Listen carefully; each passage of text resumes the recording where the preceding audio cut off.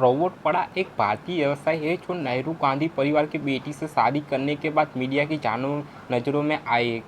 1947 में भारत के विभाजन के बाद उनके पिता सियालकोट से भारत आ गए और हस्तशिल्प व्यवसाय शुरू किया। वाड्रा ने अपना कॉलेज बीच में ही छोड़ दिया और पीतल के बर्तन और कृत्रिम आभूषण के अपने पारिवारिक व्यवसाय में शामिल हो गए।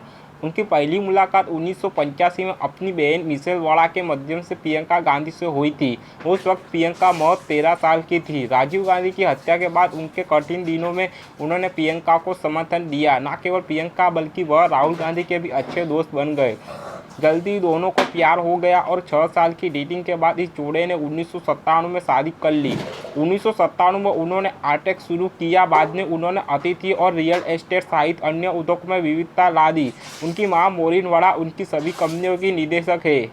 2010 तक उन्हें कई पारिवारिक त्रसदियों का सामना करना पड़ा, जैसे 2001 में उन्होंने एक कार दुर्घटना में अपनी बहन मिशेल वाड्रा को खो दिया। 2003 में उनके भाई रिचर्ड वाड्रा ने आत्महत्या कर ली और 2009 में उनके पिता का शव दिल्ली के एक मोटल में पाया गया। नवंबर 2007 से जून 2008 तक उन्होंने Skylight realty, Skylight hospitality realty, earth estate, blue beach trading, north India IT park और अन्य सहित कई कंपनियां खोली। ये सभी व्यवसाय रुपये 5 लाख से 25 लाख के बीच में चुकता भूची के साथ शुरू हुआ। वाड्रा नई दिल्ली के हिल्टन गार्डन सहित कई हिल्टन होटलों के मालिक हैं। उनकी डीएलएफ और डीएलएफ आईपीएल में भी हिस्सेदारी है।